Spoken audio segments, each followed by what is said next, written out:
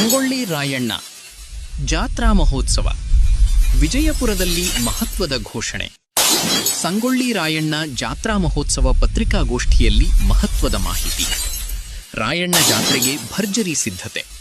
ವಿಜಯಪುರದಲ್ಲಿ ಪತ್ರಿಕಾಗೋಷ್ಠಿ. ನಮಸ್ಕಾರ. ಗೌತಮಿ ನ್ಯೂಸ್ ಕರ್ನಾಟಕ. ವಿಜಯಪುರ. ಸಂಗೊಳ್ಳಿ ರಾಯಣ್ಣ ಜಯಂತಿ ಆಗಸ್ಟ್ 23ರಂದು ಮಹತ್ವದ ಐತಿಹಾಸಿಕ ಕಾರ್ಯಕ್ರಮ ಮತ್ತು ಪತ್ರಿಕಾಗೋಷ್ಠಿ. ವಿಜಯಪುರ ಜಿಲ್ಲೆ ಕೋಟೆ ಪ್ರಾಂಗಣ. ರಾಯಣ್ಣ ಉತ್ಸವ ಸಮಿತಿ, ಯುವಕರ ಸಂಘಟನೆಗಳು ಹಾಗೂ ಭಕ್ತ ಸಮುದಾಯದ ಸಹಭಾಗಿತ್ವದಿಂದ ಆಗಸ್ಟ್ 23ರಂದು ವಿಜಯಪುರ ಮಹಾನಗರದಲ್ಲಿ ಒಂದು ಐತಿಹಾಸಿಕ ಹಾಗೂ ಭಕ್ತಿಗೀತ ಚಂಪೂರ್ಣಿತ ಕಾರ್ಯಕ್ರಮ ನಡೆಯಲಿದೆ. ಈ ವಿಶೇಷ ಕಾರ್ಯಕ್ರಮದ ಮೂಲಕ ಸಂಗೊಳ್ಳಿ ರಾಯಣ್ಣರ ಅದ್ವಿತೀಯ ಶೌರ್ಯ, ದೇಶಪ್ರೇಮ ಮತ್ತು ಜನಪ್ರೇಮವನ್ನು ಮುಂದುವರಿಸುವುದೇ ಉದ್ದೇಶ. ನಿರಂತರ ಸುದ್ದಿಗಾಗಿ ನೋಡ್ತಾ ಇರಿ ಗೌತಮಿ ನ್ಯೂಸ್ ಕರ್ನಾಟಕ. ನಮ್ಮ ನಡೆ ಸತ್ಯದ ಕಡೆ. ಈ ಪತ್ರಿಕಾಗೋಷ್ಠಿಯ ವೇದಿಕೆ ಮೇಲೆ ಆಸೀನರಾಗಿರುವ ಎಲ್ಲ ಸರ್ವ ಸದಸ್ಯರು ಕೂಡ ಭಕ್ತಿಪೂರ್ವಕ ಶರಣಾರ್ಥಿಗಳು. ಹಾಗೆ ಈ ಕಾರ್ಯಕ್ರಮಕ್ಕೆ ಮೆರುಗು ತರಲು ಆಗಮಿಸಿರತಕ್ಕಂಥ ಎಲ್ಲ ಪತ್ರಿಕಾ ಮಾಧ್ಯಮ ಮಿತ್ರರು ಕೂಡ ಭಕ್ತಿಪೂರ್ವಕ ಶರಣಾರ್ಥಿಗಳು. ಬಹುತೇಕ ವಿಜಯಪುರದ ಮಹಾನಗರದಲ್ಲಿ ಇದೇ ಆಗಸ್ಟ್ 23ನೇ ತಾರೀಕಿನಂದು ಒಂದು ಐತಿಹಾಸಿಕವಾಗಿರ್ತಕ್ಕಂಥ ಕಾರ್ಯಕ್ರಮಕ್ಕೆ ನಾವೆಲ್ಲರೂ ಕೂಡ ಸಾಕ್ಷಿ ಆಗೋಣ ಅನ್ನೋಂಥ ಉದ್ದೇಶಕ್ಕಾಗಿ ಒಂದು ಪತ್ರಿಕಾಗೋಷ್ಠಿಯನ್ನು ನಾವು ಕರೆದಿದ್ವಿ. ರಾಯಣ್ಣ ಉತ್ಸವ ಸಮಿತಿ, ಸಂಗೊಳ್ಳಿ ರಾಯಣ್ಣ ಉತ್ಸವ ಸಮಿತಿ ವಿಶೇಷವಾಗಿ ಒಂದು ಯುವಕರ ತಂಡವನ್ನು ಕಟ್ಟಿಕೊಂಡು ಬಹುತೇಕ ಎಲ್ಲ ತಾಲೂಕುಗಳಿಗೂ ಎಲ್ಲ ಜಿಲ್ಲೆಗಳಿಗೂ ಒಂದು ಭೇಟಿಯನ್ನು ಕೊಟ್ಟು ಎಲ್ಲ ಯುವಕರುಗಳನ್ನು ಸಂಘಟನೆ ಮಾಡಿಕೊಂಡು ಒಂದು ವಿಶೇಷವಾಗಿರತಕ್ಕಂಥ ನಾಡಿನಲ್ಲೇ ಆ ರಾಯಣ್ಣ ಅಂದಾಕ್ಷಣ ಎಲ್ಲರ ಯುವಕರ ಮೈ ಮನವು ಕೂಡ ರೋಮಾಂಚನ ಆಗುವಂಥ ಒಂದು ದಿವ್ಯ ಶಕ್ತಿ ಇರತಕ್ಕಂಥ ಪುಣ್ಯಾತ್ಮ. ನಾವೆಲ್ಲರೂ ಕೂಡ ಆತನ ಇತಿಹಾಸವನ್ನು ಪ್ರತಿಯೊಬ್ಬರು ಕೂಡ ಅರ್ಥಕೊಂಡಿರ್ತಕ್ಕಂಥವ್ರು.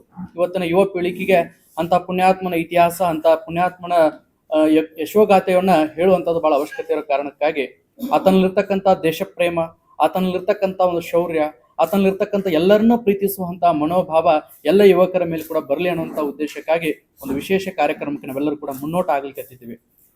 ಈ ಕಾರ್ಯಕ್ರಮದ ರೂಪುರೇಷೆಗಳು ಬಂದ್ಬಿಟ್ಟು ವಿಜಯಪುರದ ಐತಿಹಾಸಿಕ ದೇವಸ್ಥಾನ ಆಗಿರತಕ್ಕಂಥ ಸಿದ್ದೇಶ್ವರ ದೇವಸ್ಥಾನದಿಂದ ಆಗಸ್ಟ್ 23ನೇ ತಾರೀಕಿನಂದು ಬೆಳಗ್ಗೆ 10 ಗಂಟೆಗೆ ಒಂದು ವಿಜೃಂಭಣೆ ಆಗಿರತಕ್ಕಂಥ ಕ್ರಾಂತಿವೀರ ಸಂಗೊಳ್ಳಿ ರಾಯಣ್ಣನವರ 12 ಫೀಟ್ ಎತ್ತರದ ರಾಜಗಂಭೀರವಾಗಿ ನಿಂತಿರತಕ್ಕಂತಹ ಆ ಪುಣ್ಯಾತ್ಮನ ಮೂರ್ತಿ ಮೆರವಣಿಗೆ ಬಹಳ ವಿಜೃಂಭಣೆಯಿಂದ ಸಾವಿರಾರು ಯುವಕರ ಜೊತೆಗೆ ಆ ಸಿದ್ದೇಶ್ವರ ದೇವಸ್ಥಾನದ ಮೆರವಣಿಗೆ ಆರಂಭ ಆಗ್ತೈತಿ. ಅದ್ರ ವಿವರಣೆಯನ್ನ ಸಮಿತಿ ಅಧ್ಯಕ್ಷರು ಹೇಳ್ತಾರೆ.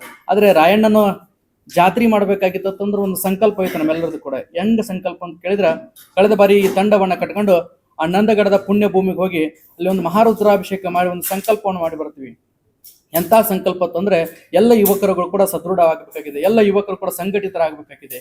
ಮತ್ತೊಂದು ಮಗದೊಂದು ಎಲ್ಲ ವಿಷಯಗಳಿಗೆ ಅವರು ಯುವಕರುಗಳನ್ನ ಬಳಸ್ಕೊಂತಾರೆ. ಯಾಕಂದ್ರೆ ಸ್ವಾಮಿ ವಿವೇಕಾನಂದ ಅವ್ರ ಮಾತು ಹೇಳಿದ್ರಂತ, ಎಲ್ಲರೂ ಕೂಡ ಅರ್ಥಕೊಳ್ಳುವಂತ ಮಾತು ಏನಂತ ಕೇಳಿದ್ರೆ, ಕಲ್ಲಿನ ಪರ್ವತವನ್ನ ಕುಟ್ಟಿ ಪುಡಿ ಮಾಡುವಂತ ಶಕ್ತಿ ಯಾರ ಹತ್ರ ಐತಿ ಕೇಳಿದ್ರೆ ಆ ಯುವಕರ ಕೈಯೊಳಗೈತಿ. ಅಂತ ಯುವಕರನ್ನ ಮತ್ಯಾವುದೋ ಇದಕ್ಕೆ ಹೋಗೋದಕ್ಕಿಂತ ಆ ಪುಣ್ಯಾತ್ಮ ರಾಯಣ್ಣ ವೀರ ಧೀರ ಶೂರನಾಗಿರ್ತಕ್ಕಂಥ ರಾಯಣ್ಣನ ಹೆಸರ ಮೇಲೆ ಎಲ್ಲ ಯುವಕರುಗಳನ್ನ ಸಂಘಟನಾ ಮಾಡೋಣ.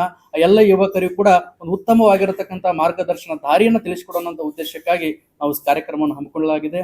ಇನ್ನೊಂದು ವಿಶೇಷವಾಗಿ ಆ ರಾಯಣ್ಣನ ಮೂಲ ನೆಲೆ ಇದು ವಿಜಯಪುರ ಜಿಲ್ಲೆ ಅನ್ನುವಂಥದ್ದು ನಮಗೆ ಇತ್ತೀಚೆಗೆ ನಮ್ಮೆಲ್ಲರಿಗೂ ಕೂಡ ಅರಿವಾಯ್ತು. ಯಾಕಂತ ಕೇಳಿದ್ರೆ ಆ ಪುಣ್ಯಾತ್ಮ ಬೆಳಗಾವಿ ಜಿಲ್ಲೆಯ ನಂದಗಡದಲ್ಲಿ ಆತನನ್ನು ನೇಣಿಗೆ ಹಾಕಿ ಅಲ್ಲಿ ಸಮಾಧಿ ಮಾಡಿದ್ರು ಕೂಡ ಕೆಲವೊಂದಿಷ್ಟು ಅವರ ಪೂರ್ವಿಕರು ಇರತಕ್ಕಂಥ ಕುರುಹುಗಳು ಅದೇ ವಿಜಯಪುರ ಜಿಲ್ಲೆಯ ರೂಗಿ ಅನ್ನುವಂಥ ಹಿರೇರೂಗಿ ಅನ್ನುವಂಥ ಗ್ರಾಮದಲ್ಲಿ ಅವ್ರ ಪೂರ್ವಿಕರು ಇದ್ರು ಅನ್ನುವಂಥ ಪುರಾವೆಗಳು ನಮ್ಗೆ ಸಿಕ್ಕಾಗ ಬಹಳ ಆನಂದ ಅನಿಸ್ತು, ಬಹಳ ಖುಷಿ ಅನಿಸ್ತು. ನಮ್ಮ ಜಿಲ್ಲೆಯವನೇ ಆಗಿರತಕ್ಕಂಥವನ್ನೆಲ್ಲ ರಾಯಣ್ಣ ಅನ್ನುವಂಥ ಭಾವ ಬಿಟ್ಟುಕೊಂಡು ಕೇವಲ ರಾಯಣ್ಣನ ಜಯಂತಿಯನ್ನು ಅಷ್ಟ ಮಾಡೋದು ಬೇಡ. ಯಾಕಂದ್ರೆ ಪ್ರತಿ ಹಳ್ಳಿಗಳಲ್ಲಿ ರಾಯಣ್ಣನ ಜಯಂತಿ ಮಾಡ್ತಾರ, ತಾಲೂಕುಗಳಲ್ಲಿ ಮಾಡ್ತಾರ, ಜಿಲ್ಲೆಗಳಲ್ಲಿ ಮಾಡ್ತಾರ. ಅಷ್ಟೇ ಅಲ್ಲದೆ ಸರ್ಕಾರ ಮಟ್ಟದಲ್ಲಿ ಕೂಡ ಆ ರಾಯಣ್ಣನ ಜಯಂತ್ಯೋತ್ಸವಗಳನ್ನ ಮಾಡ್ತಾರ. ಆದ್ರೆ ವಿಶೇಷವಾಗಿ ರಾಯಣ್ಣನ ಜಾತ್ರೆಯನ್ನ ಮಾಡೋಣ ಅನ್ನುವಂಥ ಒಂದು ಸಂಕಲ್ಪ ಬರ್ತೈತಿ. ಯಾಕಂತ ಕೇಳಿದ್ರೆ ನಾವೆಲ್ಲರೂ ಕೂಡ ದೈವ ಆರಾಧಕರಾಗಿರ್ತಕ್ಕಂಥವ್ರು.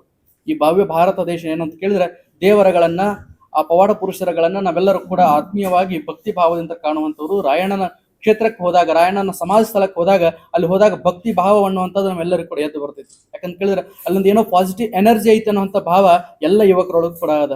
ಬಹುತೇಕ ಅಲ್ಲೆಲ್ಲ ಜನ ತಾಯಂದ್ರೆ ತೊಟ್ಟಿಲಗಳನ್ನ ಕಟ್ಟಿರ್ತಾರೆ. ಯಾಕೆ ತೊಟ್ಟಿಲ ಕಟ್ಟಿರ್ತಾರೆ ಅಂದ್ರೆ ಆ ರಾಯಣ್ಣನ ಕ್ಷೇತ್ರಕ್ಕೆ ಹೋಗಿ ತೊಟ್ಟಿಲ ಕಟ್ಟಿ ಬಂದ್ರೆ ವರ್ಷ ತುಂಬೋದ್ರೊಳಗೆ ಅಂತ ವೀರ ಧೀರ ಮಕ್ಕಳು ನಮಗೆ ಹುಡ್ತಾವ ಅನ್ನೋಂಥ ಭಾವವನ್ನು ಭಕ್ತಿ ಭಾವದಿಂದ ಆ ರಾಯಣ್ಣ ಕಾಣ್ಲಿಕ್ಕತ್ತಿದಾರಲ್ಲ.